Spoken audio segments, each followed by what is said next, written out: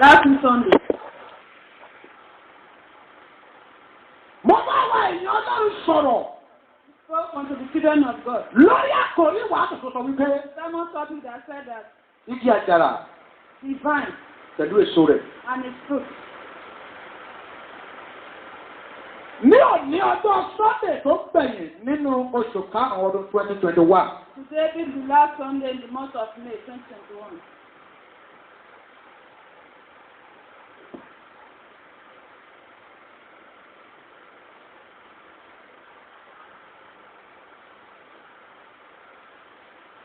Mo fẹ́ jíṣẹ́ tí Olúwa fi rán mi sí yín sà.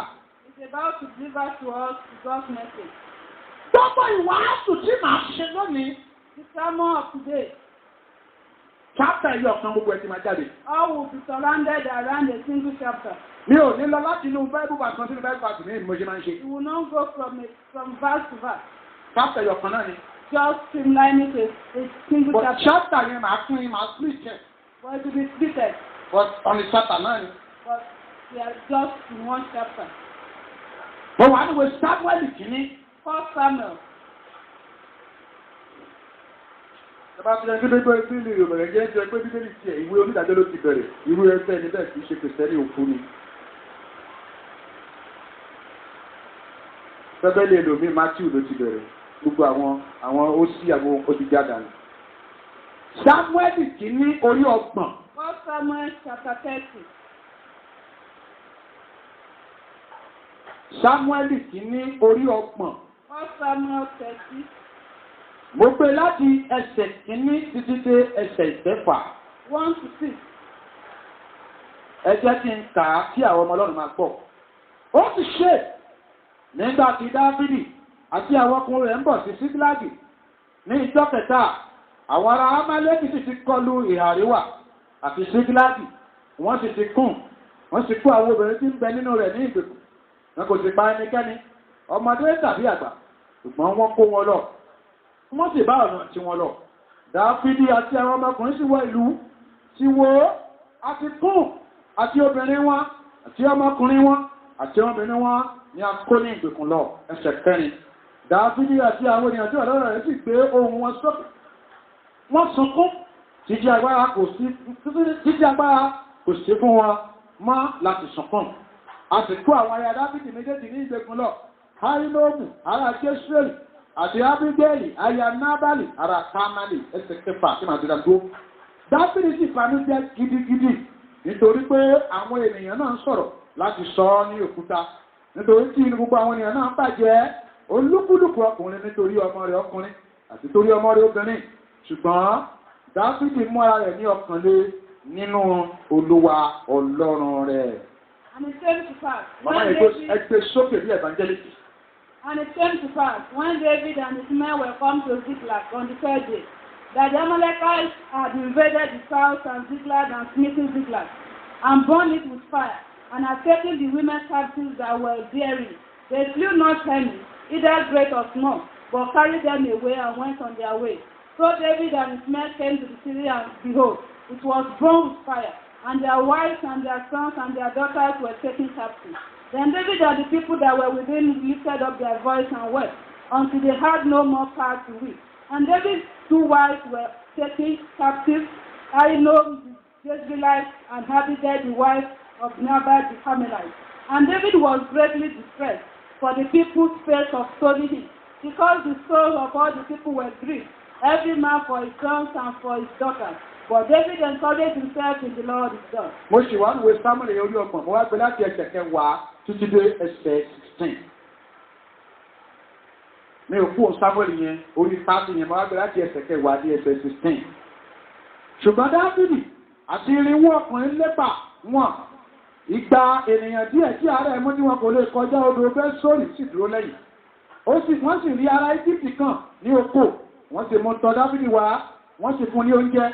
Ó sì jẹ, wọ́n sì fún ní omi mu, wọ́n sì fún ní àkàrà, èso ọ̀pọ̀tọ́ àti sírí ẹ̀dà ìgbẹ́ méjì. Nígbà tí ó jẹ tán, ẹ̀mí rẹ̀ sì sọjí nítorí pé kò jẹ oúnjẹ, bẹ́ẹ̀ ni kò mu omi ní ọjọ́ 3 ní ọ̀sán àti ní òru. Dáfídì sì bi léèrè pé, ọmọ ta ni ìwọ ṣe àti níbo ni ìwọ ti wá? Òun sì wípé, ọmọ ará Egypt ni èmi ṣe ọmọ ọ̀dọ́kùnrin ará Amálẹ́kì Olúwa mi fi mí sílẹ̀ nítorí pé láti ọjọ́ mẹ́ta ni èmi ti ń ṣàìsàn. Ẹsẹ̀ 14 àwa sì gbé ogun lọ sí ìhà gúúsù ti ará Kírètì àti sí apá ti Júdà àti sí apá gúúsù ti Kálẹ́bù àwa sì dáná sun Síkílágì. Ẹsẹ̀ 15 Dáfídì sì bi léèrè pé ìwọ amúmi sọ̀kalẹ̀ tó ẹgbẹ́ ogun yìí lọ bí? Òun sì pé fi Ọlọ́run búra fún mi pé ìwọ kì yóò pa mí, bẹ́ẹ̀ ni ìwọ kì yóò fi mí lé Olúwa mi lọ́wọ́. Ni ó sì mú sọ̀kalẹ̀ tọ̀ ẹgbẹ́ ogun náà lọ. Ẹsẹ̀ 16 ó sì mú sọ̀kalẹ̀ sì wò wọ́n sì tàn kálẹ̀, wọ́n ń jẹ, wọ́n mu, wọ́n sì ń jó nítorí ìkógun púpọ̀ tí wọ́n ti kó láti ilẹ̀ àwọn Fílístínì àti láti ilẹ̀ Júdà. For David pursued, he and 400 men, for 200 abode behind, which were so faint that they could not go over the brook vessel. And they found an Egyptian in the pit, and brought him to David and gave him bread. And he did eat, and they made him drink water. And they gave him a piece of a cake of fish, and 2 clusters of raisins. And when he had eaten, his spirit came again to him, for he had eaten no bread nor drunk any water 3 days and 3 nights. And David said unto him, To whom belongest thou, and whence art thou? And he said, I am a young man of Egypt, servant to an Amalekite, and my master left me, because 3 days are gone, I fasted. We made an invasion upon the south of the Cherusite, and upon the coast which belonged to Judah, and upon the south of Caleb, and we burned Ziklag with fire. And David said to him, Canst thou bring me down to this company? And he said, Swear unto me by God that thou wilt neither kill me, nor deliver me into the hands of my master, and I will bring thee down to this company. And when he had brought him down, behold, they were spread abroad upon all the head, eating and drinking and dancing, because of all the great spoil they had taken out of the land of the Philistines and out of the land of Judah. Mo ṣì wá níwèé 1 Samuel chapter 30 yẹn, mo wá gbé láti verse 18 títí dé 23. Dáfídì ní gbogbo nǹkan tí àwọn ará Amálẹ́kì ti kó. Dáfídì ti gba àwọn obìnrin rẹ̀ méjèèjì. Kò sì sí ẹnìkan tí ó kù fún wọn. Kékeré tàbí ńlá, ọmọkùnrin tàbí ọmọbìnrin, tàbí ìkógun, tàbí ogun kan tí wọ́n ti kó. Dáfídì sì gba gbogbo wọn. Dáfídì sì kó gbogbo àgùntàn àti màálù. Wọ́n sì dà wọ́n ṣáájú nǹkan mìíràn tí wọ́n gbà. Wọ́n sì wí pé èyí ni ìkógun ti Dáfídì. 21.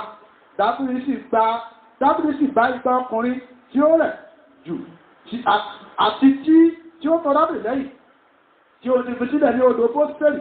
Wọ́n sì lọ pàdé Dáfídì àti láti pàdé àwọn ènìyàn tí ó pẹ̀lú rẹ̀. Dáfídì sì pàdé àwọn ènìyàn, ó sì kí wọn. Ẹsẹ̀ 22. Gbogbo àwọn ènìyàn náà, gbogbo àwọn ènìyàn búburú àti àwọn ọmọ Bẹ́líálì nínú àwọn tí ó bá Dáfídì lọ sí dáhùn. Wọ́n sì pé bí wọn kò sí bá wa lọ, a kì yóò fi nǹkan fún wọn nínú ìkógun tí àwa ti gbà, bí kò ṣe obìnrin olúkúlùkù àti ọmọ wọn tí wọn tó sì mú wọn tí ó sì máa lọ 23 tí máa gbàgbó. Dáfídì sì fún wọn pé ẹ má ṣe bẹ́ẹ̀, ẹ̀yin ará mi, Olúwa mi ni ó fi nǹkan yìí fún wa, òun ni ó sì pa wá mọ́, òun ni ó sì fi ẹgbẹ́ ogun tí ó dìde sí wa lé wa lọ́wọ́. And David recovered all that the Amalekites had carried away, and David rescued his 2 wives, and there was nothing lacking to them, neither small nor great, neither sons nor daughters, neither spoil nor anything that they had taken to them. David recovered all. And David took all the flocks and the heads, which they drave before those other cattle, and said, This is David's spoil. And David came to the 200 men which were so faint that they could not follow David, whom they had made also to abide at the brook vessel. And they went forth to meet David, and to meet the people that were with him. And when David came near to the people, he saluted them. They answered all the wicked men and men of Belial, of those that went to David, and said, Because they went not with us, we will not give them out of the spoil that we have recovered, save to every man his wife and his children, that they may lead them away and depart. 23. Then said David, Ye shall not do so, my brethren, with that which the Lord had given us, who had preserved us and delivered the company that came against us unto our hands. Mo ṣì wá níwèé 1 Samuel chapter 30 yẹn, mo wá ka ẹsẹ̀ tó gbẹ̀yìn báyìí láti 26 dé 31. Dáfídì sì bọ́ sí Síkílágì, ó sì rán nínú ìkógun náà sí àwọn àgbà Júdà àti sí àwọn ọ̀rẹ́ rẹ̀. Ó sì wí pé, wò ó, èyí ni ẹ̀bẹ̀ fún yín láti inú ìkógun àwọn ọ̀tá Olúwa. Ó sì rán wọn wá sí Bẹ́tẹ́lì àti sí àwọn tí ó wà ní gúúsù Rámótì àti sí àwọn tí ó wà ní Jíkìrì àti sí àwọn tí ó wà ní Áróì àti sí àwọn tí ó wà ní Sáfẹ́mọ́tì àti àwọn tí ó wà ní Ẹ́stómà àti sí àwọn tí ó wà ní Rákẹ́lì àti sí àwọn tí ó wà ní ìlú àwọn Jérébélì àti sí àwọn tí ó wà ní ìlú àwọn ará Kíní àti sí àwọn tí ó wà ní Hómà àti àwọn tí ó wà ní Tẹ́sónì àti sí àwọn tí ó wà ní Ápátì àti àwọn tí ó wà ní Ébrònì àti gbogbo àwọn ìlú wọ̀nyí tí Dáfídì fún ara rẹ̀ àti àwọn ọmọkùnrin rẹ̀ tí wọ́n máa ń rìn káàkiri.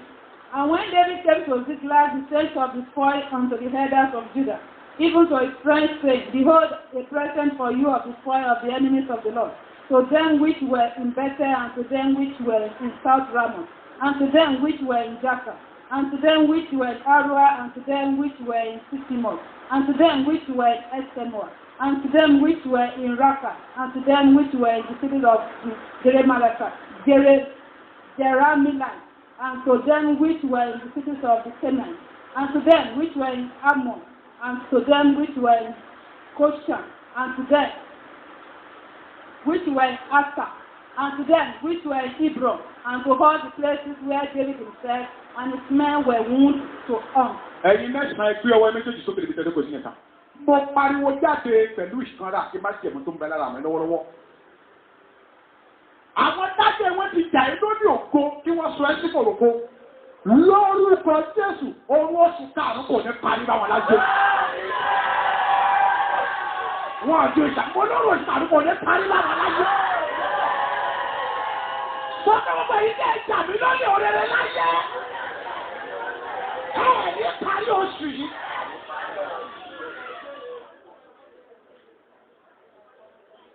Àbíṣà máa parí oṣù yìí nìta. Sọ̀rọ̀ mọ́ mi ṣá máa parí ẹ̀ nìta. Níbi tá a kà yí sà máa. The place we read. Níbẹ̀ ẹ̀jẹ̀ ni máa ti rán mi sí yín. It's where the Spirit is leading him. Mo fẹ́ fún ọmọ tó wá sí sọ̀rọ̀ lọ́jọ́ Friday. He spoke to those that were in the vision on Friday. Wọ́n ní òní sí tòní. That today service, Ìsìn tó ní nǹkan máa ta nǹkan ni. where the owner will take back their Ìsìn tó ní nǹkan máa ta nǹkan ni o. service, where people will take back their Ìwọ ló ní ìtòòdè máa ta nǹkan ẹ lónìí o. the rightful owner, you are getting it back. Torí wọ́n ti tẹ̀ ẹ́ lónìí òrè láyé. Because good things have been stolen from you. Ní ọjọ́ ṣàkóso. On a great day, Táàbí ti pè láwọn tó ń tẹ̀lé lẹ́yìn sá. David and his subordinates, Wọ́n lọ síbi kan wọ́n jáde lọ. they went out. Ìgbà táwọn fi padà dé. When they got back, Ìgbà tí wọ́n fi padà dé. at the time they came back, Ìgbà táwọn fi padà when dé. they came back, Ìgbà táwọn fi gbé. at the time they came back, Ọ̀tá ti wọlé. the enemy has entered. Ọ̀tá ti rọ̀ fún The wọn. enemy has robbed them. Ọ̀tá ti jà wọ́n The lólè. enemy has stolen from Torí them. pé kò sílẹ̀ fún ayé Dáfídì. Because there was no door in David's life. Ọ̀tá wọnú ayé Dáfídì The sá. enemy entered into his life. Wọ́n kó ìyàwó àtàwọn ọmọ ẹ̀ His lọ́ta. children and wife were taken Ìwọ away. náà ní pé ìtọ́ni májèlé ò nílẹ̀ fún ọ̀tá tí wọ́n náà yọ ti kú ẹ̀ lóore lọ. Likewise, you, because your life do not have doors, enemy has stolen from you. Torí pé ilẹ̀kùn ayé rẹ̀ sílẹ̀, àwọn ọ̀tá wọlé wọ́n gbẹ̀yìn wọlé wọ́n lè jà ẹ́ lóde ìgbó láyé. Because the door of your life is widely open, the enemy has entered and they Àwọn have ọ̀tá taken things wọnú away ayé from you. Dáfídì àtàwọn tó tẹ̀lé The lẹ́yìn. enemy entered into David and his subordinates' Wọ́n lè life, jà wọ́n lóde wọ́n kó wọn lóore lọ. and they stole from them and took Nígbà away tí from wọ́n jà wọ́n lóde tán sá. After stealing from them, Dáfídì bẹ̀rẹ̀ sí í sunkún pẹ̀lú àwọn tó tẹ̀lé. David and his subordinates began to weep. Dáfídì bẹ̀rẹ̀ sí í sunkún pẹ̀lú àwọn tó tẹ̀lé They sá. started crying. Náà àwọn tó tẹ̀lé Dáfídì yẹn sá. Those that were with David, Ibi tí bànújẹ́ fún wọn lọ́kàn dé sá. as saddened as they were, Wọ́n á ronú àti sọ Dáfídì lóko pa. they thought of stoning him. Torí pé wọ́n mọ̀ pé òun látàrí òun ló lórí ayé rẹ̀ ló kó bá yí àwọn táwọn fi lùsì kọ́ bá ti àwọn sá. Because they know that he was their leader and his life has implicated. Ẹ̀jẹ̀ ń sọ èyí sí ẹ̀jẹ̀ yóò gbọ́ mi dáadáa. Listen, everybody. Gbogbo àwọn tí wọ́n ti dé tí wọ́n pariwo Yorùbá nation, àwọn tí wọ́n pariwo Biafra, àwọn tí wọ́n pariwo bá ẹgbẹ́ mi sà, èmi wò ṣe pé ohun tó yẹ kẹ́ ẹ ṣe fọ́ yẹn sà. Ó yẹ àwọn ìbá, àwọn dáradára, àwọn dáradára, àwọn tó kidnap, kí ló dé tí wọn ò lọ kidnap ọmọ sẹ́ni pẹ́sidẹ̀ntì, kí wọ́n gbé ọmọ Buhari, kí wọ́n gbé ọmọ Àtíkù, kí wọ́n gbé àwọn èèyàn pàpà, àwọn èèyàn lọ́la yẹn, kí wọ́n lọ rọ̀ fún wọn. Ó ṣe jẹ́ pé ọmọ tí ìyá rẹ̀ fi ti kàkọ́lọ́ sí skul ni wọ́n lọ sí wọn, ọpọlọ wọn, ayé wọn, orí wọn torí kòrò wọn jábọ́ lẹ́jọ́ ká dáadáa.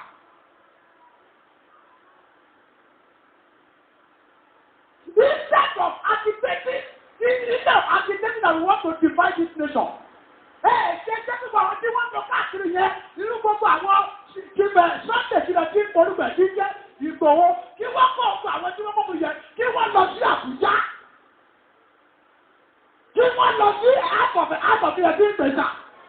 Kí wọ́n mọ ọdẹ pẹ̀tró dání.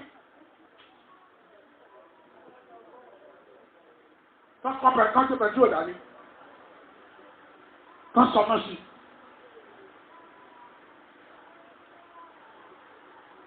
Ṣé ẹ mọ̀ pé àwọn tó yẹ ká tẹ̀ lókùtà lórílẹ̀-èdè yìí pọ̀? Those that are meant to be sold in this nation. Ayé àwọn olórí ti bá ìkótó àwọn ọmọ ológo jẹ́ lórílẹ̀-èdè yìí. The leaders are spraying the future of the younger ones. Tá a bá dẹ̀ sí máa di àwọn olórí lóko lágbárí. Until they are being sown.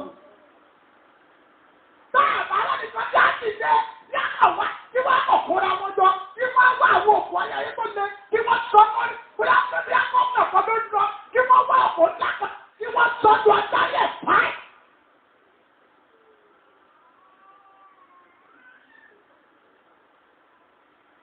Ọmọ mẹ́rin lè wọ̀rí tó lọ skúl tó lọ ìgbẹ́sì Nàìjíríà bí ọmọ mẹ́rin ló lọ bẹ̀. Bọ́lá ọmọ wà.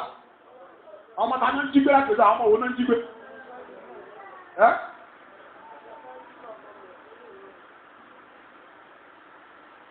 Bíyẹ̀lì sọ fún mi wípé àwọn ọmọ ẹ̀yìn Dáfídì, the followers of David, wọ́n ronú àti ilẹ̀ lóko. they were thinking of stoning him. Ìdí ni pé wọ́n rí pé ayé rẹ̀ ló àtẹ̀sí àwọn. Because they saw that his life implicated them. Mo rò pé pàtí Dáfídì náà rí kán fẹ́ lẹ̀ òun lóko lágbárí. When David realized their intention, Ìgbà tí bàbá rí pé wọ́n ti ń ṣa òkú jọ. when he saw what they were about to do, Nígbà tí kábíyèsí rí pé òkú ṣe kí ni mà. when he saw that they were gathering stones, Kò wulẹ̀ sunkún mọ́ o. he stopped crying. Bàbá ò sunkún mọ́ o. He stopped crying. Ìbéèrè ni pé Dáfídì mú ara rẹ̀ lọ́kànlélú Olúwa. The Bible said he encouraged himself in the Lord. Ó pe àgbọ̀ ní àgbà ẹ̀kí àkójú síbí. He called on the priest to bring the heart. Ó bẹ̀rẹ̀ Olúwa jẹ́ kí n lẹ́ka ọmọ yìí. He asked, God, should I go after this? Ṣé kí n lọ sílẹ̀? Should I go after them? Kì í ṣe pé torí àrẹ̀ ló fẹ́ lọ, ó fẹ́ lọ pa, ó fẹ́ Not for him, gbogbo but tí to wọ́n pàdé àwọn èèyàn rẹ̀, ó the fẹ́ ṣe kí ni sà. He wants to get back all that has been Ẹ taken. jẹ́ bẹ́ẹ̀ nìkan, gbogbo owó tí àwọn ìjọba wa sọ fáwọn pàdé àwọn tó jí owó kó lórílẹ̀-èdè yìí. All the money recovered from the looter. Èwo inú ẹ̀ ló ràn lára mẹ̀kúnnù mẹ́. Which one has affected the masses positively? Ẹ dáhùn, èwo inú ẹ̀ ló ràn lára mẹ̀kúnnù mẹ́. Èwo náà ti pín tẹ̀kí. Nígbà COVID-19. Ìgbà COVID-19, wọ́n láwọn ìjọba wá kúrò jẹ fáwọn èèyàn. Àbí ẹ̀kọ́? During the pandemic, we were told that they gave palliatives. Wọ́n tẹ́wọ̀n àpín lọ́dọ̀ ti ẹni. Irọ́ nípa. Bírẹ̀dì, wọ́n pín lọ́dọ̀ ti ẹ̀. Òun gbà. Ṣẹ̀gbọ́n báyìí, òun gba bírẹ̀dì. Ẹnìkan náà, ààrẹ ìtọ́ gbàgbọ́dọ̀ láìsí mílíkì mélòó sà.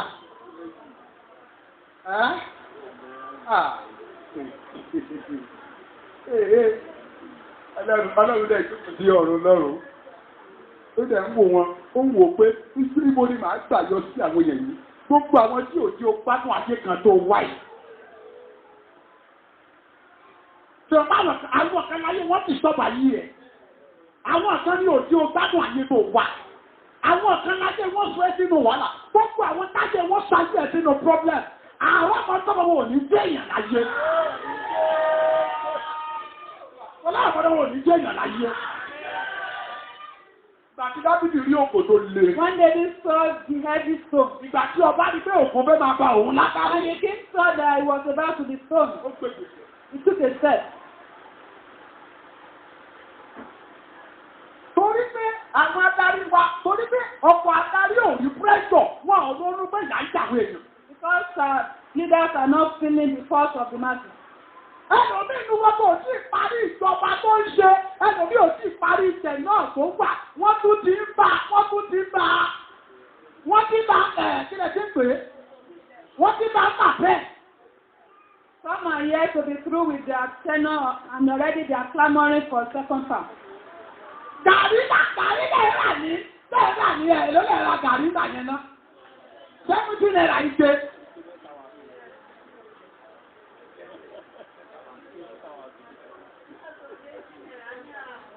Àìyànjú yẹn ẹni kan tó bá kọ́ òun fẹ́ ṣe.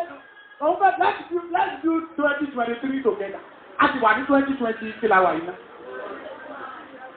Àìsàn ìtàgé pẹ̀lú àwọn akọ̀ òṣìṣẹ́ tó wà níṣẹ́ ìwọ́n tó pariwo àrẹ́gá pé àwọn tó bí fújọ ìwọ ọmọ àlè sáré. Kí ni àkọlé wa tó sọ fẹ́ gbọ́ lẹ́nu mi ní àárọ̀ ìsà? What is the sermon topic? Kí ni àkọlé ọ̀tún bá fi náà mi sí níta? What is the sermon topic? Sọ̀rí àkọlé yẹn sà. Topic. Ó ka ayé rẹ̀ ò ní gbọdọ̀ mí sí. If you affect everybody, so be attentive. Kí ni àkọlé ọ̀tún fẹ́ gbọ́ ní àṣọ yìí? What is the sermon topic? Àkọlé náà sọ wípé Says that ìgbésẹ̀ tó mú ìdápadà wá. step that brings recovery. We can use maybe recovery or restoration. I will know that. Step ìgbésẹ̀ tó mú ìdápadà wá. Steps that can bring back restoration. Ìgbésẹ̀ tó mú ìdápadà wá. Steps that can bring back recovery. Àwọn èèyàn máa ń ṣe kí nìkan tá a bá ti sọ orí rẹ̀ láyé. People usually do something when they are lost good things in life. Bẹ́ẹ̀ mi bá lùsì iṣẹ́ tó lùsì ọmọ tó lùsì owó tó lùsì kan. Nǹkan mẹ́ta la máa ń ṣe tó máa bá yé wa jẹ́ o. When people lose valuable, we do 3 things that usually destroys our life. Sọ̀rí ìkan tó ń ṣe yẹn tà nítorí pé o lùsì iṣẹ́ nǹkan ọ̀lọ́dẹ́dẹ́ ó mẹ́ta tá a máa ń ṣe tí kì í ṣàánú tó máa ń dákùtò lọ́wọ́ ní pé náà wà á máa ń ronú. We used to think. Tọ́lú bá ti lùsì iṣẹ́ báyìí tíṣẹ́ bọ́ lọ́wọ́ kí ló kù tó a máa ṣe bọ̀dá? Ẹ̀dá nà. Inú ìrònú yẹn, ìrònú tó ń rò yẹn tà, ìrònú tó ń rò yẹn mà, ṣé ó máa dá iṣẹ́ tó lùsì yẹn ṣé ó máa dá padà? When people lose their jobs, they do. Tí ò bá ronú ìtọ́pẹ́ ìjáde ni pé. If they are not brooding, the next thing they do is. Ó lè máa sunkún. They may be weeping. Àbẹ́ẹ̀kọ́, yóò tilẹ̀kùn mọ́rí yóò máa ṣe kí ni tà. They will lock themselves in there and be weeping. Ẹjọ́ ta, ẹkún tó sùn yẹn. The weeping. Ẹkún tó sùn yẹn. Ó ti yanjú nǹkan tó ṣe. Has it sorted their problem? Tí ò bá sunkún, ó lè bẹ̀rẹ̀ sí dáre lẹ́bi pé mi ìráyé wà ní. They may be condemning themselves that they are unfortunate in life. Gbọ́dọ̀ dáadáa o. Listen carefully. Tí o bá sọ nǹkan nù tí òkú bàbá bá jà ẹ́ lórí òun kankan tí ẹ̀ka bá ṣẹlẹ̀ máa yẹ ní gbèsè ló yẹ kó o mọ̀ tó o gbé tí wàá fi gbà san ìfara láyé. If you lose any valuable or the enemy has stolen anything from you, the next thing for you is to take a step to recover them back. Ó yẹ kó o gbẹ́gbẹ́sẹ̀ ẹ̀rí pé ìgbésẹ̀ ní dábìtì fẹ́ kàkíkẹ́ dábìtì ò gbẹ́gbẹ́sẹ̀ níbẹ̀ yẹn níta gbogbo tí wọ́n bà lọ yẹn gbogbo tó tẹ̀ lọ yẹn ẹ̀rí pé ọ̀tá máa ṣe kí ni bọ̀dà ẹ̀ káwọn náà. Ibi tó ti sunkún, ibi tí dábì ti sunkún, kí làwọn ọ̀tá ṣe ibi tó wà? Mi ìgbọ́ta. Ẹ sọ̀rọ̀ náà. Kí lẹ́nà pọ́n ṣe? Wọ́n jọ! Owó dẹ̀wà ń bì kan, ó ní kò sí bì kan, ó ṣe kí ni mọ̀mọ́?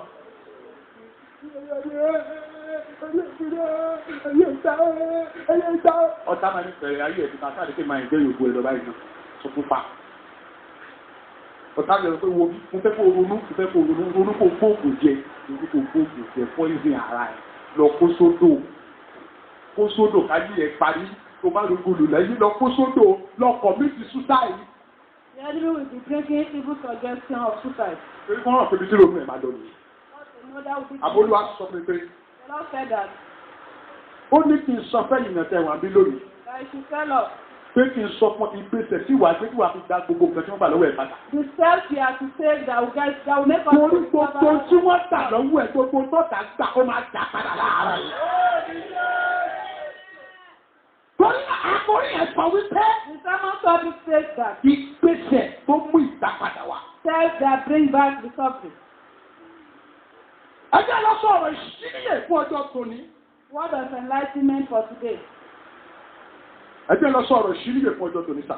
The word of enlightenment. Ọ̀rọ̀ ìṣíníyè ọ̀pọ̀lẹ̀ lẹ́yìn sà. 1.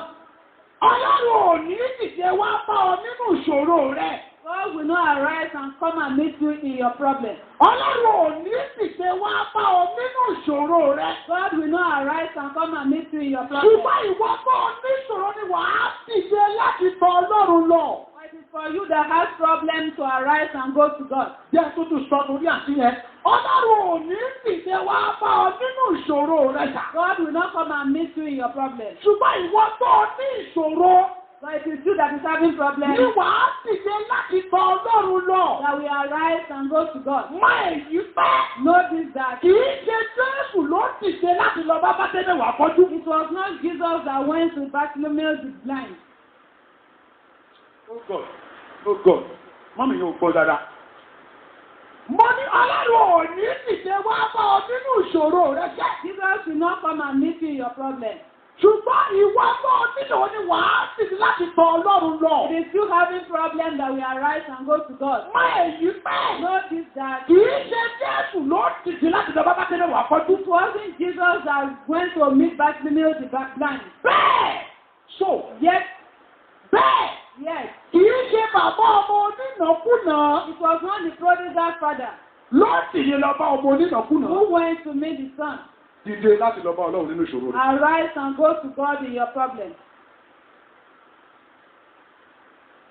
Ọlọ́run ò ní dìde wá bá ẹni ìṣòro tó ní God sà. will not come and meet you in your challenge.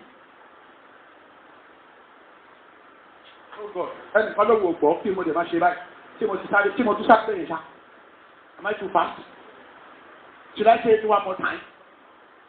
Mo ní Ọlọ́run ò ní dìde wá bá ọ nínú ìṣòro rẹ. God will not come and meet you in your problem. Ṣùgbọ́n ìwọ tó ní ìṣòro ni wàá dìde láti tọ̀ Ọlọ́run lọ. It is you having problem that will arise and go to God. Mọ èyí pé Notice that kì í ṣe Jésù ló dìde lọ bá Bátẹ́mẹ̀ wá fọ́jú. it was not Jesus who went to Bartimaeus the blind. Bẹ́ẹ̀ kì í ṣe bàbá ọmọ onínàkúnà. Yes, it was not the prodigal son father Ló dìde lọ bá ọmọ onínàkúnà. who went to meet the prodigal son. Dìde láti lọ bá Ọlọ́run rẹ nínú ìṣòro rẹ. Arise and go to God in your trouble. Àǹtí mi, gbàgbé dáadáa, Ọlọ́run ò ní dìde wá bá ọ nínú ìṣòro tó ní. God will not come and meet you in your difficult situation.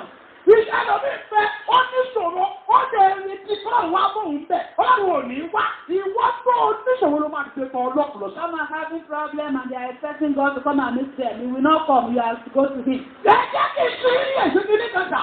Be enlightened on this. Ṣé ẹ gbà pé Jésù kọ́ ló dìde lọ bá Bátẹ́mẹ̀ wá fọ́jú? It was not Jesus who went to meet Bartimaeus the blind. Hallelujah somebody o. Mi gbọ́ sẹ́yìn sọ, hallelujah somebody o. Jésù kọ́ ló dìde lọ bá Bátẹ́mẹ̀ wá fọ́jú. It was not Jesus who went to meet him. Àbí ṣé Jésù lọ bá Bátẹ́mẹ̀ wá fọ́jú? Ẹ́ ta ló lọ bá Jésù? Mi gbọ́ sà. Ẹ sọ̀rọ̀ náà. Òun ló lọ bá. Ẹlòmí rẹ̀ sí, ẹlòmí àmàwò Ọlọ́run ò ní wá bá ẹnu problem ẹ. God will not come and meet you in your problem. Stop expecting him to come and meet you. Ìwọ tó o bá mọ̀ kó o níṣòro tó o mọ̀ kó o là kan kọjá, ìwọ ló gbọ́dọ̀ dìde láti lọ ṣe kí ni mọ̀tà. Wàá wọ́n náà sọ ni. It is you that is in trouble that will go to God. Ṣé ìwọ dọ́pọ̀ tí ayé rẹ̀ bá nọ́mà onílọ́ máa kanlẹ̀ fún àwọn ẹ̀fọ́ ẹjọ́ ṣẹ́ ìdára ìsàn bí? A reasonable doctor will not be going out in search of patients. Àbí? Dọ́pọ̀ táyé rẹ̀ nọ́mà. Ṣé yóò máa lọlé àwọn ẹ̀fọ́ kókókó? Ẹjọ́ mà, ṣẹ́ ẹ̀dẹ́ tó sì kìí. Èèyàn láàrin òyà tí wọ́n ní kọ́lọ́ tó sórí àmì ìlọ́tọ̀ títù máa dúró sílé àkókò ìṣẹ́mí ṣe ń pẹ́ àìsàn yẹn ò tí ì ṣe kéré sà. Mẹ́rin gbọ́sà, ṣé kò tí ì ṣe ni? Tó bá tó tú ẹ̀kọ́. Ọlọ́run ṣe rí pẹ̀lú ẹnìyẹn. Ọlọ́run òdìdè wá bẹ̀rẹ̀ problem tó ní o. God will not come and meet you in your problem. Ìwọ tó oníṣòro máa ti Ọlọ́run lọ. It is you that is having problem that will go to him. Mark chapter 10. Tí n bá dé láwọn ọmọ ìbéèrè kíákíá, tọ̀rọ̀ náà wá ṣèjìn. Mark chapter 10, 46 to 50. Luke 15, 17 to 20. Wọ́n wá Jẹ́ríkò. Màmá yẹn ẹ̀sùn sí bíbẹ̀ ìgbóhùn sókè. Wọ́n ti kúrò ní Jẹ́ríkò pẹ̀lú àwọn ọmọ ẹ̀yìn ẹ̀. Àtọ̀pọ̀ àwọn èèyàn. Bájẹ́ mẹ́wàá fọ́jú. Ọmọ sí mẹ́wù. Ó jókòó lẹ́bàá ọ̀nà. Wọ́n ṣáde. Ìgbàgbọ́ pápẹ́jẹ́ sùnmẹ́rẹ́dì ni. Ọmọ ẹ̀sìn kíkẹ́ náà rárá pé Jésù ìwọ ọmọ Dáfídì ṣàánú fún mi. Ẹ máa wọ sọ́ọ̀rì yẹ ọ̀pọ̀lọpọ̀ ọmọ wípé bẹ́ẹ̀ni ẹ̀ bá ṣùgbọ́n òun kígbe sí bẹ́ẹ̀ lọ pé ìwọ ọmọ Dáfídì ṣàánú mi ìjọ́sà Jésù wá tẹ̀sẹ̀ tó ó wá èmi ẹ̀fẹ́ nígbà tí bá dé bẹ́ẹ̀ wù kí gbé kí Jésù ṣàánú òun ó yẹ kí Jésù lọ bá ní àbẹ́ẹ̀kọ́ ẹ dáhùn náà ẹ wò God kí ló yẹ kí Jésù lọ ṣe sà ṣùgbọ́n tó yà mí lẹ́nu ni pé olùgbàlà kò ṣe kí ni màmá sà bíbélì sọ pé ó tẹ̀sẹ̀ dúró ọlọ́run dúró dẹ̀bùdà tó ń bọ̀ mí yẹn tí ìfò rọ́bọ fún ó ọlọ́run fẹ́ kó wá sí ó yẹ kó wá gbàdúrà lórí òkè ṣùgbọ́n òun kò náà àtẹ̀jọ jára àdúgbò tẹ̀jọ́ tó kò máa ń sọ lórí òkè yìí fún ká má gbọ́ pọ̀ lọ fún ẹgbẹ́ ogun ni ó pa ọ́.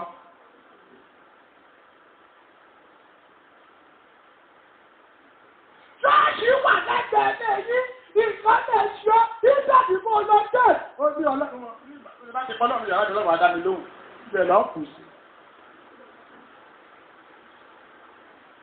ẹ̀rí bá bẹ̀rẹ̀ bá jẹ́ ẹ̀sùn dẹ́sẹ̀ tí ó kí ló wá sọ mọ̀mọ́ ẹ̀ka àtẹ̀síwájú. ó wá pàṣẹ pé tọ́lọ̀ pè wá wọ́n pa bọ́dún náà wọ́n sọ fún pé tójú ká ìdè ó pè ọ́ wọ́n tẹ́wù rẹ̀ sọ́nù. Mi ìgbọ́kílẹ̀ tọ́kọ́ ṣe. Ẹ sọ̀rọ̀ kí ló tọ́kọ́ ṣe jà. Ìyẹn pọ̀ pé ìwọ ni wàá dìde. Tọ́ Ọlọ́run lọ nínú ìṣòro tó o ní. You are the one that will arise and go to God in your problem. Number 2, ọjọ́ kìlọ̀ ọ̀rọ̀ ṣírí òkèjì. Second word of enlightenment. Àwọn láìsí nàbà 2 yìí, àwọn tó ní máa fẹ́ lè ṣe máa lè ṣe ìdókòwò lọ. Ọjọ́ tí bẹ̀rù bá ti pàdé ìgbésí àṣẹ nínú ayé ènìyàn. The day fear encountered the order of prosperity in a man's life. Ọjọ́ tí ìbẹ̀rù bá ti pàdé ìgbésí àṣẹ nínú ayé ènìyàn. The day fear encountered the step of prosperity in a man's life. Ní ènìyàn yóò bẹ̀rẹ̀ sí ní ìrírí ìjákulẹ̀. That's when the person starts experiencing failure. Ó ṣe ìyá yìí. Ọjọ́ tí ìbẹ̀rù bá ti pàdé ìgbésí àṣẹ nínú ayé The ènìyàn. day fear encountered the step of prosperity. Ní ènìyàn yóò bẹ̀rẹ̀ sí ní ìrírí ìjákulẹ̀. That is when the person begins to experience failure. Gẹ́gẹ́ bí ìbẹ̀rù ṣe pàdé ìgbésí àṣeyọrí Pétérù. Just as fear encountered the step of prosperity of people Bọ́ọ̀rìn lórí òkun. who was walking on the sea, Bí ti Jésù Kristi Olúwa. like Jesus Christ the Lord. Ọjọ́ tí ìbẹ̀rù bá ti pàdé ìgbésí àṣeyọrí nínú ayé ènìyàn. The day fear encountered the step of prosperity in a man's life. Ní ènìyàn yóò bẹ̀rẹ̀ sí ní ìrírí ìjákulẹ̀. That's when the person will be experiencing failure. Gẹ́gẹ́ bí ìbẹ̀rù ṣe pàdé ìgbésí àṣeyọrí Pétérù. Just as fear encountered the step of greatness of Peter, Bọ́ọ̀rìn lórí òkun. who was walking on the Bí sea, ti Jésù Kristi Olúwa. just like Jesus the Lord.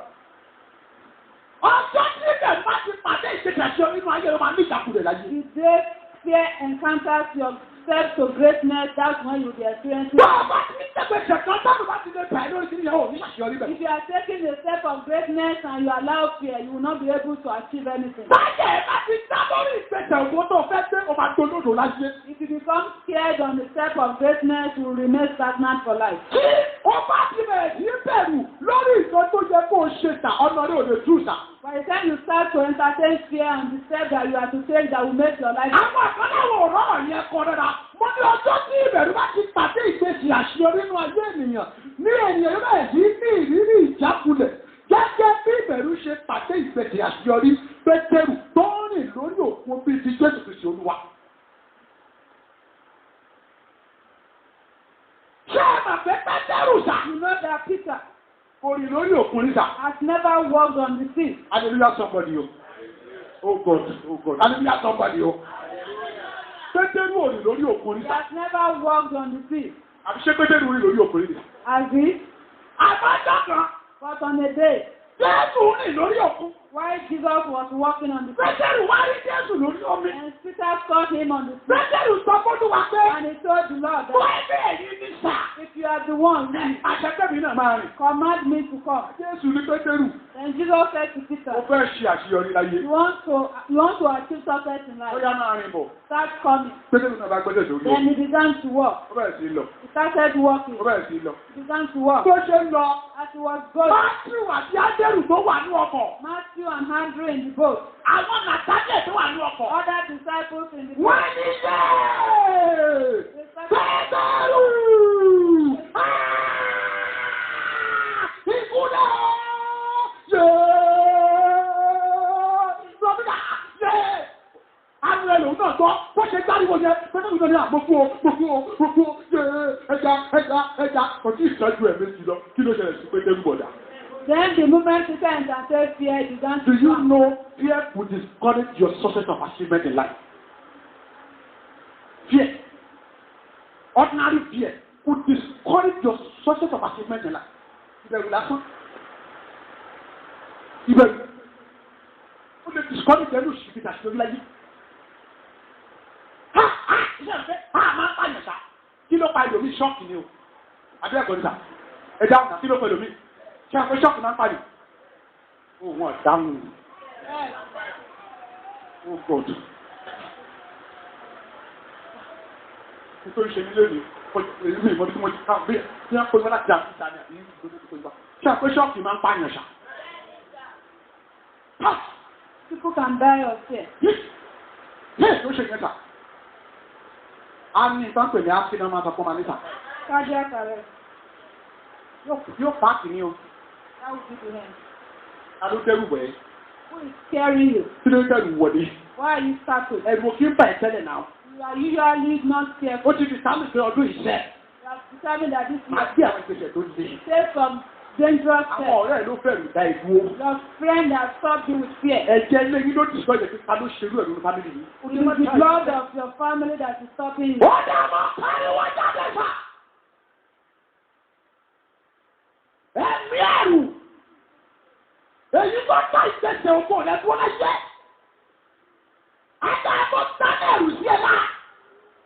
Àgbà ẹ̀kẹ́ máa já pàpàpàpà òbí dá sùn. Ẹ̀jẹ̀ tó ti máa ẹ̀kọ́ ìfà ó ti fi wọ́n ìwọ́n nìkan náà ó ti fẹ́ẹ̀ bu ẹ̀jẹ̀ orí ibi tán. Wọ́n ti fẹ́ sùn ẹ̀jẹ̀ Jésù ẹ̀jẹ̀ Jésù ẹ̀jẹ̀ Jésù ẹ̀jẹ̀ Jésù.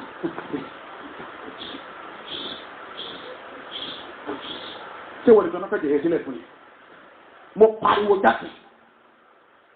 Ọ̀pọ̀ ẹ̀rù tó bà ọ́ tó dá ìgbésí àṣeyọrí rẹ̀ dúró. Bàbá tí o lè ṣàmì ọ̀pọ̀ ẹ̀rù yẹn lójú ní kò jáde lára.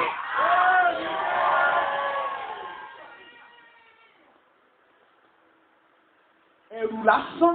Ordinary fear. Ṣé ẹ mọ̀ pé Peter ò bá break record? Peter would have done what no man has done before. Kí ló dáa dúró wọ̀dà? What stopped him? Ṣẹ́rù tiẹ̀ ní abẹ́rù àwọn èèyàn. Ní ìgbọ́ta, àwọn olóòrùn wà.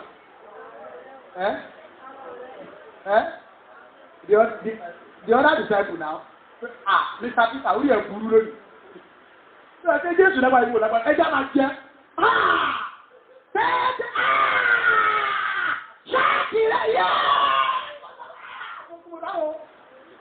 Kò tí ìṣọ́jú ẹ̀kan náà lọ.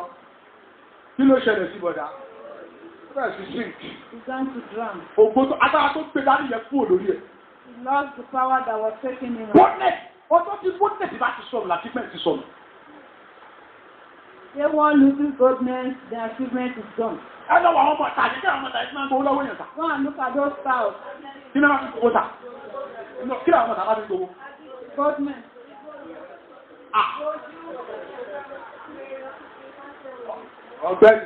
Ọ̀gbẹ́ni sanwó bẹ̀rẹ̀. Ìfẹ́ gbowó lọ́wọ́ ìyá fíìmù. Ọ̀gbẹ́ni. Ìfẹ́ kí n tiná bọ́ mú èyí. Bàá máa fún ẹ lọ́bàá kan náírà lẹ́nu. Àdúgbò sórí lórí ìyá rẹ̀. Ọmọ ọjọ́ owó lẹ́ẹ̀kan tó ń lọ.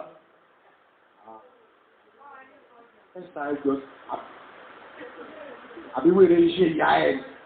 Àbáwọn ìyá, àbáwọn tó fẹ́ ní ẹ́, àbáwọn tó ní ẹ́, àbáwọn tó ní ẹ́ lásọ. Àbáwọn tó ní ọmọ.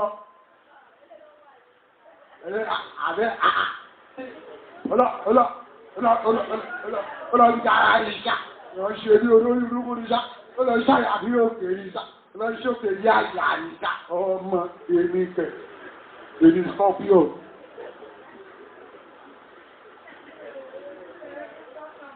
Kí ló pè rẹ̀ ẹ̀dà? Tóun bá jẹ́ scorpion tọmọ tí wíyẹ̀ bá jẹ́ honey àbí ṣá.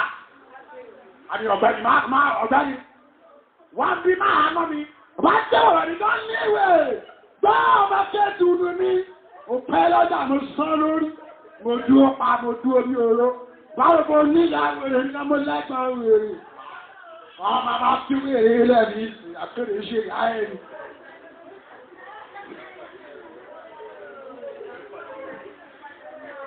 nígbà tí wèrè méjì pàdé ara wọn kí ló máa tẹ̀ sí wèrè kejì dà.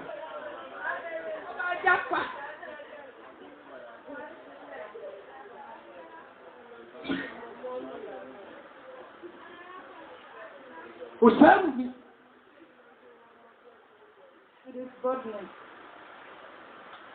Ṣé rí ọjọ́ tí ìbẹ̀rù bá ti pàdé ìgbésẹ̀ àṣeyọrí? The day fear encounters steps to greatness. Mú mọ́bìnrin kan ọjọ́ ti lọ, ó fẹ́ ra lẹ̀kọ́ ra lẹ̀ rí o. There was a woman who wanted to buy a land which she has never done before. Ọ̀rẹ́ ẹ̀ ní òjò ra lẹ̀. It was her friend that discouraged her. Mo tọ́ rẹ̀ sọ ni. What the friend said. Tí mo lè fẹ́ kára rẹ̀ sí. Lọ́nà mọ́rọ̀kọ́. Where is the price? Mo mọ àwọn mẹ́ta kára rẹ̀ síbẹ̀. He knew 3 people who had land there. Wọ́n ṣe foundation tán fi kú. He never had foundation. Mọ́rọ̀kọ́. Ó lọ́ má tiẹ̀ jẹ́. Tẹ́lẹ̀ bóun náà ṣe gbọ́ mọ́rọ̀kọ́. Wọ́n kú ní. Ìfá tẹ́nìkan tó kú. Òkú ẹ̀ báyìí bó ṣe ń pín káàkiri tó ń pín ilẹ̀ yẹn ló pa.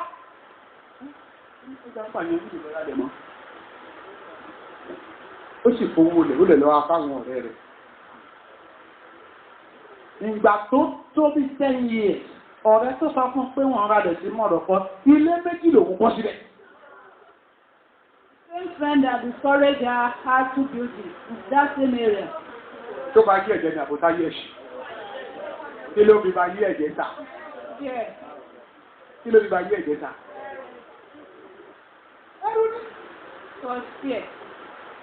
Nígbà tí mo wá sí nínú gbóngbì, àwọn ọmọ ìjọ kan ní dáàdì. When the newly place, some members were like, inú gbọ́dọ̀ tó bẹ̀ this forest. Wọ́n máa ń ibẹ̀ náà máa ń gbẹ́yìn òrò lọ, èèyàn ò ní wá. Nobody will come here.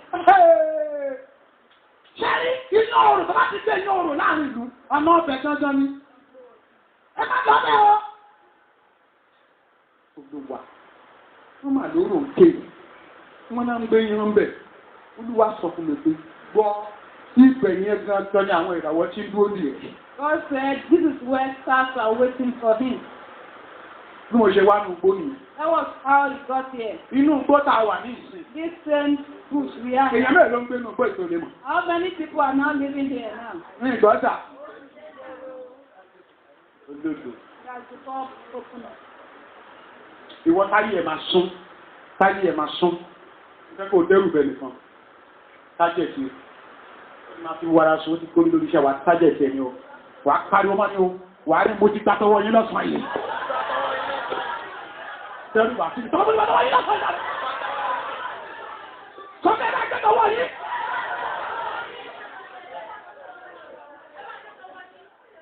Torí bó ti jùlẹ̀. Àbí ó jùlẹ̀ nìkan. Ó ti bọ́ lọ́wọ́ rẹ̀ àbí. Ó ti sọ́lẹ̀. Aya ẹ̀tí ṣe kiri ìta. Ẹ̀káyà ẹ̀dí dà mí. Wà á ṣọ́pọ̀ látà. Wà á ṣọ́ ìwá. Tọ́pẹ̀ tí ó lẹ̀.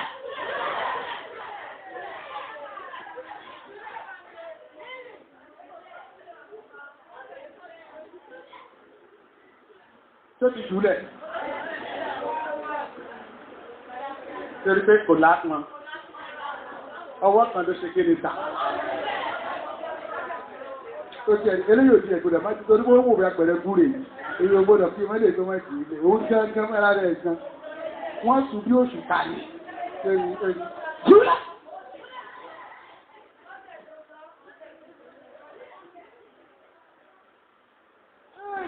Hallelujah somebody. Matthew 14, 25 to 30. Hebrew chapter 10. Tàbí sáré rí. Hebrew chapter 10, 34 to 36. Mo ní ìdènìyàn kan tó lè sáré kà. Matthew 14, 25 to 30. Nígbà tó ti sọ̀rọ̀ kẹ́ni, Jésù gbà wọ́n lọ. Ó rìn lórí òkun. ìgbà táwọn ẹ̀yìn rẹ̀ rí ẹ̀rù bà wọ́n. Wọ́n sọ pé ìwí ni wọ́n fi bẹ̀rù kígbe tó má tẹ̀sí sáré wọ ẹ̀rù àwọn tó yí ẹ̀ka fẹ́ẹ́ owó ilé gbogbo tí tó bá ti mọ̀ fún ìdẹ̀rẹ́ pé àṣeyọrí wà fẹ́ tó máa ń pa owó owó sọ fún máa wọ̀. Ẹ̀ka á ní ìṣòkìlẹ̀ sọ. Lọ́dún kan náà, bẹ́ẹ̀ ni ó fún ẹgbẹ́ ẹ̀kúnjú ká èmi ni ẹ má bẹ̀rù. Tọ́jẹ́rì wá dà lọ bẹ́ẹ̀ olúwa bí wọ́n bá mi. Àjẹ́sí ìtọ̀ ẹ̀ wá lórí omi. Ó sọ pé wá. Ìjọ ti pẹ́ bí mo mọ̀ pé kí Pítà ṣe jí ẹsẹ̀. Bí níbi ìlọ́kọ̀ pariwo pé Pétérù ikú pa ẹ lónìí. Àtìgbé bàbá rere. Àtìgbé bàbá rere. Àtìgbé. Pétérù ti ní tiẹ̀ ta lónìí, ó ń lọ rèé nì. Ó rẹ̀ já wájú ẹ̀ ti kú pa ẹ. Ẹ ká ní ìṣòkìlẹ̀ sọ. Ìgbà pẹ́tẹ́ ìṣọ̀kalẹ̀ láti inú ọkọ̀. Ó rìn lójú ọ láti mọ Jésù lọ. Ìgbàgbọ́rí tábẹ́ kílẹ̀kílẹ̀ sọ kó ṣẹlẹ̀ kà. Ìgbàgbọ́rí tábẹ́ yóò fẹ́ tàbí ọgọ́rin lẹ́sùn. Lọ́sọ̀wọ́n náà rí títí kàlejì lẹ́yìn tán dẹ́rù bàá lórí bísínẹ̀sì yẹn, olóòṣè bísínẹ̀sì mọ́. Àwọn olóòbí ti gbégbá bísínẹ̀sì yẹn lẹ́yìn. Ó tó kìí ṣá. Ní ó dáa bẹ̀rù àwọn èèyàn fẹ́ àyàn lọ pé ọ̀rọ̀ mi pọ̀ ní ṣọ́ọ̀ṣì tí má sọ̀rọ̀ tí wọ́n ní wá. Rọ́rọ̀ ọ̀tẹ́jà ìtàlọ́ ọ̀tẹ́jì bọ̀dẹ̀ ní ọdún ọdún. Tàkọ́lọ̀ ló pè ọ́, ọlọ́ ló pè ọ́. Lọ́wọ́ àbẹ́. Mo sọ̀rọ̀ olóòrùn dájú sọ̀rọ̀ sí mi. Má wà máa ń kó bẹ̀rẹ̀. Ẹ jẹ́ àwọn. Nígbà sọ̀rọ̀ sí ọ, ṣé ìdí ni màá sọ̀rọ̀ sí? Tàlá ní sọ̀rọ̀ fún láàrín sọ̀rọ̀. Tàlá rán mi sí. Ó ti bá sọ̀rọ̀ láyé ẹ, mo bọ̀rọ̀ èèyàn bá jíná jù lágbárí. Tí bá bí ọ lọ sí fẹ́ máa bọ́ rẹ̀ lágbárí. Go to hell. Number 3. Third word of enlightenment. Every time. Mo like number 3 náà sà. Àwọn tó ní máa ń fẹ́ kán bọ́ dáadáa. Ẹ kó pẹ̀lú ìbànújẹ́. Crying and sadness. Ẹ kó pẹ̀lú ìbànújẹ́. Weeping and sadness. Tí ènìyàn ní lórí ohun tó sọnù. That a man has on what they have lost. Nínú ayé ènìyàn. In their life. Láì sí ìrònú pé wàdà. Without repentance. Pẹ̀lú ìgbésẹ̀ ńlá. And a great step. Láti rí ohun tó sọnù. To recover what they have lost. Lè mú kí ayé ènìyàn dàbí Ísọ̀. They make a person's life to be like Esau's life. Ẹni tó ń sunkún láì sí ìrònú padà pẹ̀lú ìgbésẹ̀ tó nítumọ̀. Who was weeping without repentance and a step to And a meaningful step. Bí ẹ tún sọ lẹ́ẹ̀kan sí. Ẹ kó pẹ̀lú ìbànújẹ́. Weeping and sadness. Tí ènìyàn ní lórí ohun tó sọnù. That a man has over what he has Nínú lost. ayé ènìyàn. In a man's life. Láì sí ìrònú pé wàdà. Without repentance. Pẹ̀lú ìgbésẹ̀ ńlá. And great steps. Láti rí ohun tó sọnù. To recover what they have lost. Lè mú kí ayé ènìyàn dàbí Ísọ̀. They liken a man's life to that of Esau. Ẹni tó ń sunkún láì sí ìrònú padà pẹ̀lú ìgbésẹ̀ tó nítumọ̀. Who wept without repentance and meaningful steps. Should I say it one more time now? Ẹ kú pẹ̀lú ìbànújẹ́. Weeping and sadness. Tí ènìyàn ní lórí ohun tó sọnù. A man has over what he has lost. Nínú ayé ènìyàn. In a man's life. Láì sí ìrònú pìwàdà. Without repentance. Pẹ̀lú ìgbésẹ̀ ńlá. And a great step. Láti rí ohun tó sọnù. To recover what they have Lè lost. mú kí ayé ènìyàn dàbí Ísọ̀. And liken a man's life to that of Esau. Ẹni tó sunkún. Who wept Láì sí ìrònú without pìwàdà. repentance Pẹ̀lú ìgbésẹ̀ tó nítumọ̀. and a meaningful step.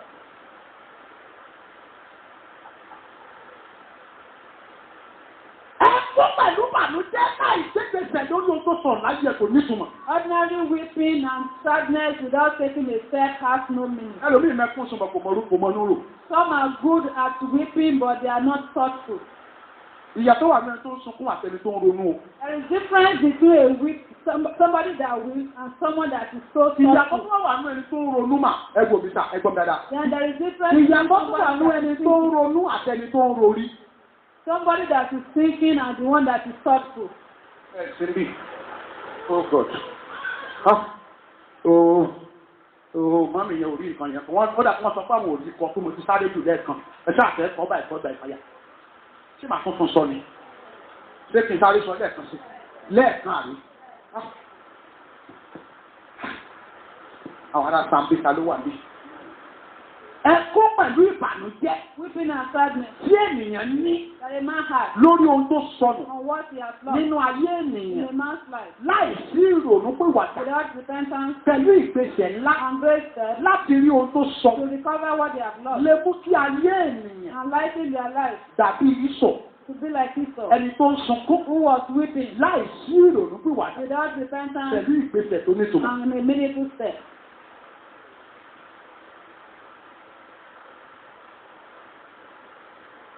Mo wá sọ fún yín pé ìyàtọ̀ wà ní ẹni tó ń sunkún àtẹni tó ń ronú. That there is a difference between somebody that is weeping and the one that is thinking. Ìyàtọ̀ wà ní ẹni tó ń ronú àtẹni tó ń rorí sà. Then there is the difference in the one that is brooding and the one that is thoughtful. Bí nǹkan sọnù lọ́wọ́ ẹ̀. You have lost something. Ọmọ kú bẹ́ẹ̀ lọ́wọ́.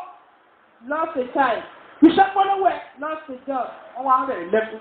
People were consoling Òun you. sunkún. You were weeping. Nínú àwọn tó ń rẹ̀ lẹ́kún náà ló pa ọmọ yẹn lọ́wọ́. Among those that were consoling you were the one that killed the child.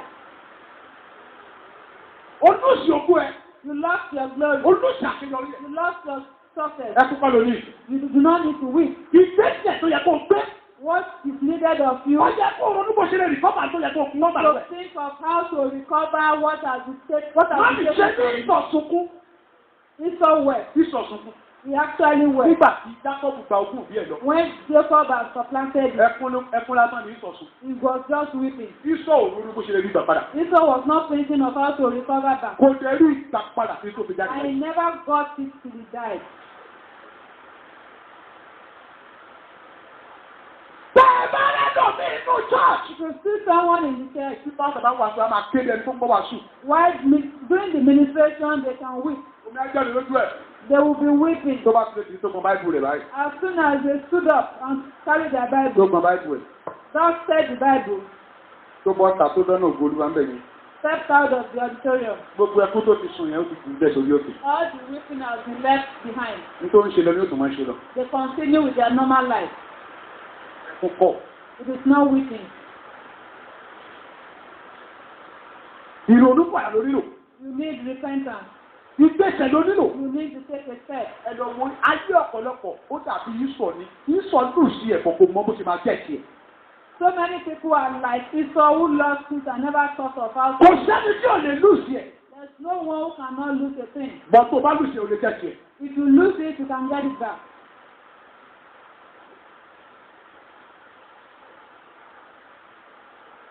Mo jẹ́ ẹnìkan tó fẹ́ràn bọ́ọ̀lù wíwò. He's a fan of football. Wọ́n tẹ̀ parí Premiership ní ọ̀sẹ̀ tó kọjá ni. EPL was rounded up last week. Wọ́n yìí gùn gan. Bí ti kílẹ̀ gbé yìí. Club wo lè yí support? You are a Ghana. Oh God, this is my family. Thank you. We are one. Thank you. Thank you. Of Ghana. Àwọn olódò ló jẹ́ Ghana yìí. Níbo náà wà sá? They are coming back.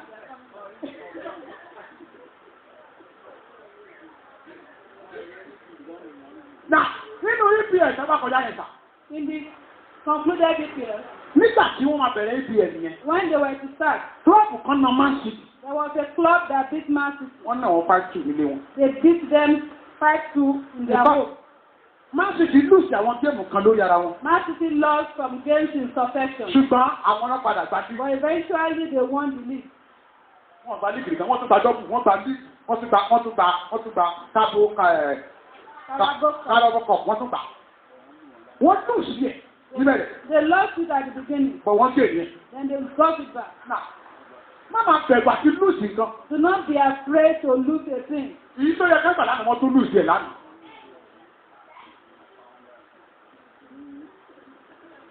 Torí the same mistake yẹn náà ni kò tìyẹn tó ṣe yìí. The coach made the same mistake. Tó o bá ń lùsì ẹ̀ kìí ṣòpin. If you have lost it, that is not the end. O fẹ́ kìí ṣòpin.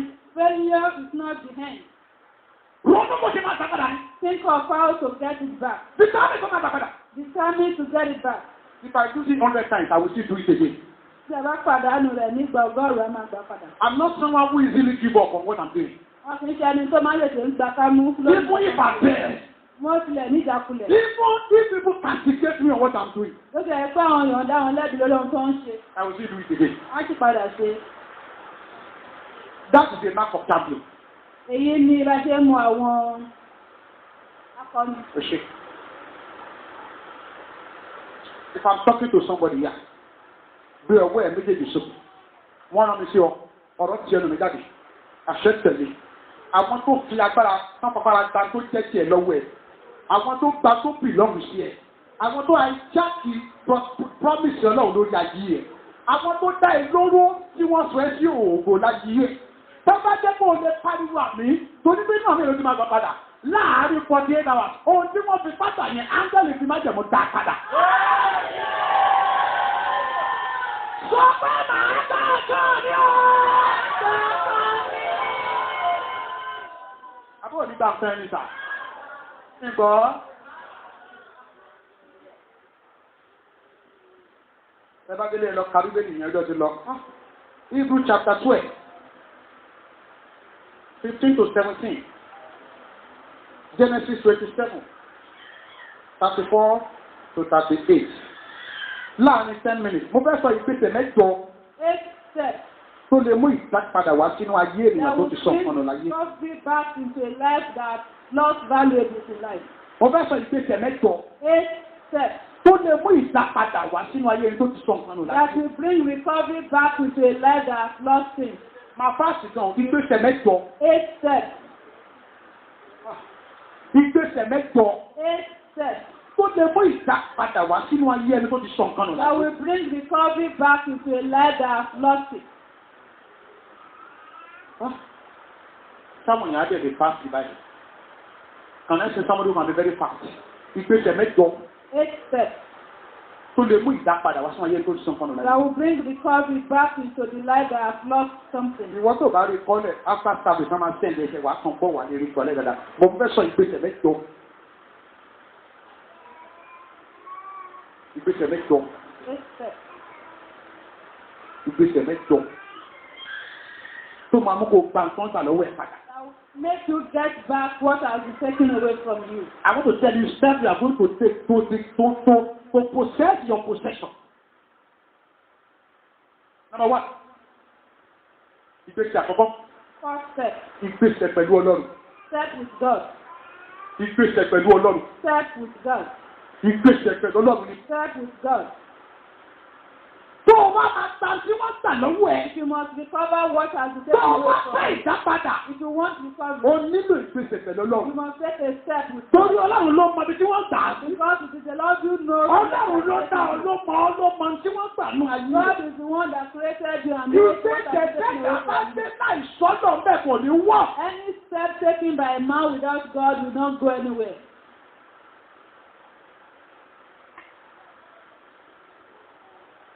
Ìgbésẹ̀ àkọ́kọ́ tó o lè mú ìgbésẹ̀ fún ìtẹ̀kàdà wá sínú ayé ìwọ tí wọ́n gbà nǹkan lọ́wọ́ ẹ̀ta. First step that will bring recovery back into the life that has lost something. Òun náà ní ìgbésẹ̀ pẹ̀lú Ọlọ́run. A step with God. Number 2, Second thing, ìgbésẹ̀ ìdarí. step of leading or direction. Ìgbésẹ̀ ìdarí. A step of direction. O nílò kó o ta ìgbésẹ̀ ìdarí láti mọ bí táa máa tẹ́lẹ̀ sí kó o lè ta kan yẹn. You need to get a step of direction to know the exact place to go. A lack of direction is a lack of achievement.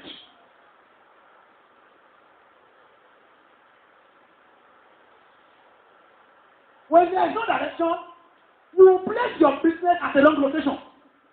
Nígbà tí ó bá sí ìdarí ẹ máa gbé oko wa síbi tí ó dára tó.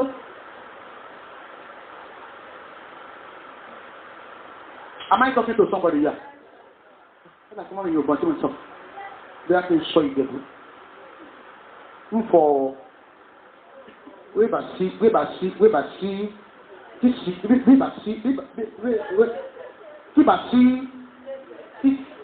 sí tẹ̀tẹ̀.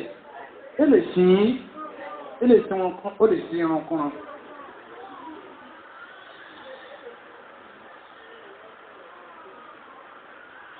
Ìgbésẹ̀ kẹta. The third step.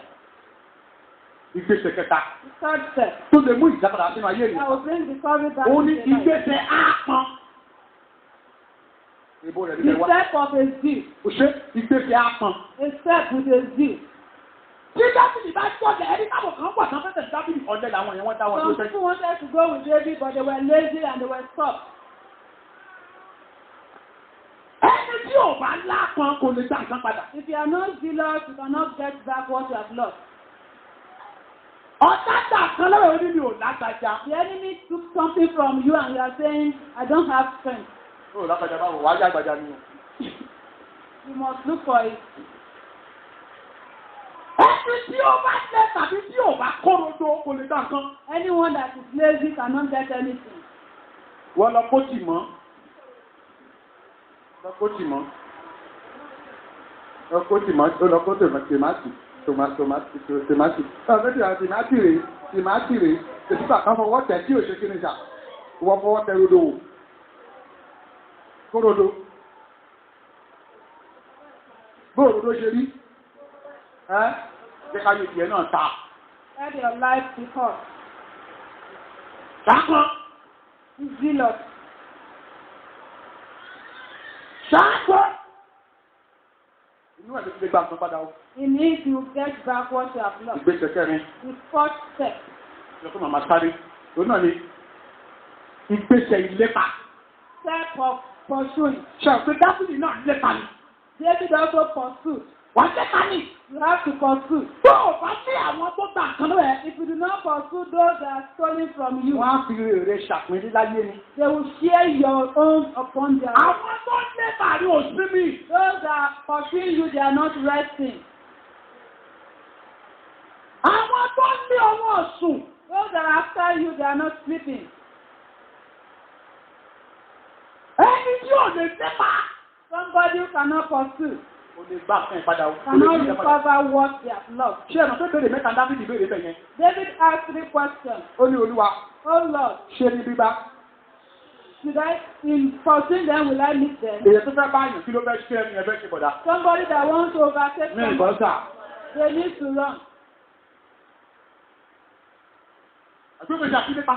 Take a step to pursue. Number 5. The 5th step. Àbí? Àwọn èèyàn ò dá àbí?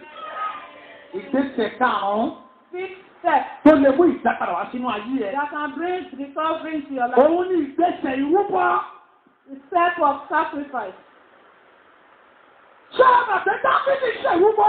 David sacrifice. Ẹnìkan ní mo ló ti ṣe. Dáfídì ṣèwúbọ o. David sacrifice. Ìrúbọ kí ló ṣe? What was the sacrifice? Ọmọ Íjíbítì tó kú lọ́jẹ̀ yẹn. The Egyptian man that he fed.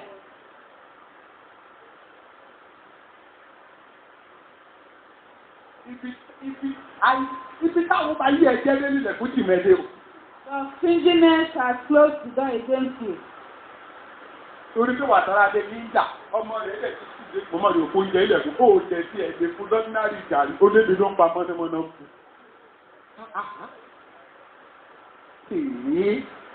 Your neighbor's fed was hungry. Ṣé ẹ gbà pé àwọn ọ̀tá tí wọ́n ta Dáfídì lónìí, ọmọ wọn ni Dáfídì fún lóúnjẹ.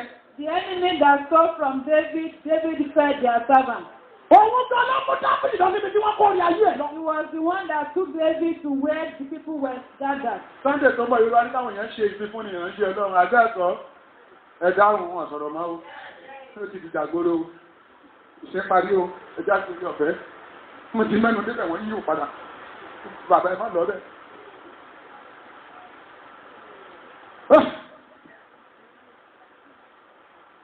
Olúwa ní káṣe ìmọ̀rírì ìránṣẹ́ ọlọ́run. Pastor's appreciation service. Ẹni tẹ́lẹ̀ bá lọ, èmi fún ara mi gan, mi ò tí ì ṣe kí ní ìjà. Sí yìí ó, ìgbà tí màá tún túnlé, ẹ̀tún ní tún gbé wá fún pásítọ̀. Àfáà ń sanra ọmọ ìjọ ń ṣe kí ní ìjà.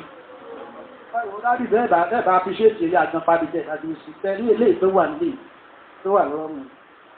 Jẹ̀díjẹ̀dí kan. Jẹ̀díjẹ̀dí akọ̀jẹ̀dí ni ò tí ì mú ẹ. Tákọ̀jẹ̀dí bá mú ẹ tí di ẹ̀ bá yọ á ṣe kí ní ìjà.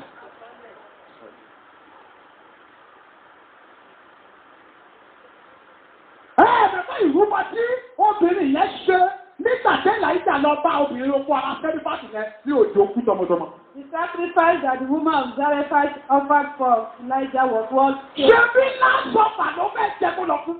What she wanted to do was for him that last me and I tried and Àbí lásọ̀pà kọ́ níta. Ó ṣàfihàn. was gathering stick. Ìjọba tó bá tó gbèsè àti ṣèrúbọ. Until you take a step of making sacrifice Kí ìdápadà tó wá sínú ayé ẹ̀. before you can have the recovery. Number 7. The seventh step. Nígbà The sixth step. ìgbésẹ̀ ìjàkadì. Step of wrestling. Ìgbésẹ̀ ìjàkadì. A step of wrestling. Fásitì ìgbésẹ̀ ìjàkadì. David took a step to wrestle Ó with jà pẹ̀lú àwọn ọ̀tá ẹ̀. He wrestled with his enemy. Mi ò ní olú ọba mi nígbà mi ìlú ọmọ kàrà díẹ̀. You don't say to go and fight your neighbor. Tó o bá ti pèsè pé kì í ṣe báyìí ẹ̀ ṣe rí lélẹ́yìí. It will take a no. It will notice that this is not the way your life Tó was. o bá mọ̀ pé tẹ́lẹ̀ òun fún wọn ìfọwọ́ tó ìwọ tó fún ọ ló ń tọrọ báyìí sí. If you notice that you were initially a giver, now you are collecting from them. Gbégbèsè àti ìjàkadì o. Take a step to wrestle with them. Jàjà tó dé. Wrestle greatly Sẹ́mi ò lè gbà. that you will not accept. Torí kì í ṣe báyìí lè ṣe bẹ̀rẹ̀ This lélẹ́yìí. is not how you started. Ẹ lè wá sọ mí dolórí kí ni sà. Do not allow anyone to turn you from your Number continuous 7. The seventh step. Ẹjọ́ ti lọ. Ìgbésẹ̀ keje. Ṣé yẹ kó gbé? Ó náà ní ìgbésẹ̀ àdúrà. Step of prayer. Gbégbèsè àdúrà. A step of prayer. Ìgbésẹ̀ kẹjọ tó gbẹ̀yìn. Last step. Ó náà ní ìgbésẹ̀ tí kò rọrùn. A step that is difficult. Ìgbésẹ̀ tí kò rọrùn. A difficult step. Ló yẹ kó gbé. That is what you are. Lákòótán, In conclusion, mo fẹ́ sọ mẹ́ta three things tó yẹ kó wà nínú ìgbésẹ̀ tó lè mú ìdápadà rẹ wá pọ̀. that needs to be in the step that will bring the back your recovery. Gbogbo ìgbésẹ̀ mẹ́ẹ̀jọ tí mo kà á nìyẹn. All the affirmation steps. Tí ò bá sí nǹkan mẹ́tẹ̀ẹ̀ta yìí ń If bẹ̀, these three things is lacking, kò ní ṣiṣẹ́ o. it can't work. Mo fẹ́ sọ nǹkan mẹ́ta Three things tó yẹ kó wà nínú ìgbésẹ̀ tó lè mú ìdápadà wá pọ̀. that is needed in your step of recovery. Ohun mẹ́ta péré náà ni o. Just three. Tó yẹ kó wà nínú ìdápadà tó yẹ kó wà nínú ìgbésẹ̀. There must be in the step of your recovery. Number 1. One. Ohun àkọ́kọ́ The first thing tó gbọdọ̀ wà nínú ìgbésẹ̀ tó lè mú ìdápadà wá pọ̀. that must be in the step of your recovery. Jésù gbọdọ̀ wà nínú ìgbésẹ̀ rẹ̀ sà. Jesus must be in your step. Jésù gbọdọ̀ wà nínú ìgbésẹ̀ tó fẹ́ tẹ̀lé o. Jesus must be in that step you are about to take. Tí o bá ti ṣe Jésù ní ìgbésẹ̀ yẹn, If Jesus is absent there, ó lè bá a sọ. you cannot get anything. Jésù sọ pé láìsí mi. Jesus said, without him, Ó ní láìsí mi. without him, Láìsí mi. without him, Láìsí mi sẹ́. without him, you can do nothing. Ó kàn kejì The second thing tó gbọdọ̀ wà nínú ìgbésẹ̀. that must be in your step of recovery. Mo láìsí eléyìí dára. Ó kàn kejì Second thing tó gbọdọ̀ wà nínú ìgbésẹ̀. that must be in your step of recovery. Ìgboyà gbọdọ̀ wà nínú ìgbésẹ̀ rẹ̀. Boldness must be present in your step. Ìgboyà gbọdọ̀ wà bẹ̀. Boldness must be present in your step. Bíbélì wípé The Bible said that àyà olódodo the heart of the righteous man ó fi mí sílẹ̀ is gbèjà. as bold as lion, Mí sílẹ̀ gbèjà. as bold as lion.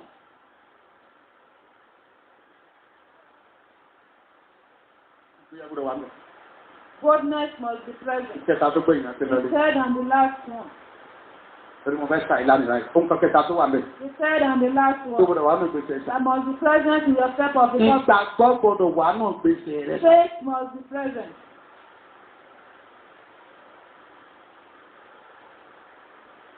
Ṣé pé ó ti di díẹ̀ ká bá ti wá kó lè Dáfídì?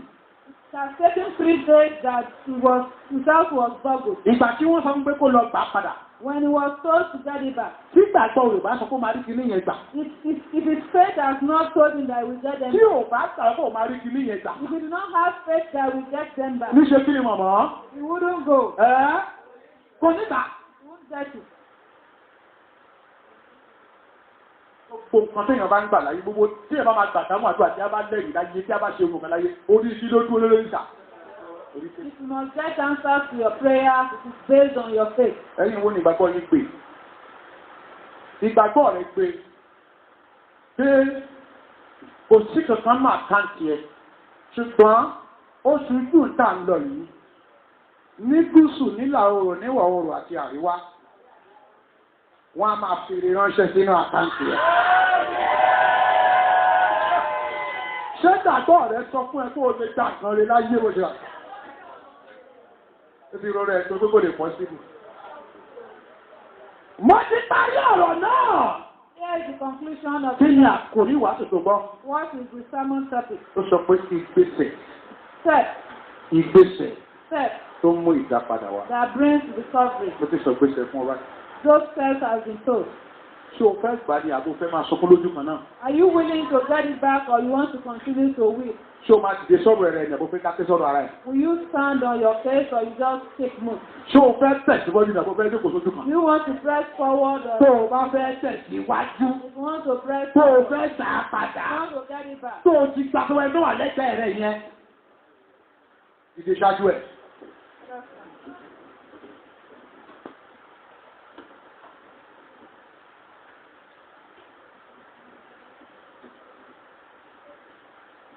Mo ní àdúrà tó léwu mẹ́ta kan tí mo fẹ́ pè.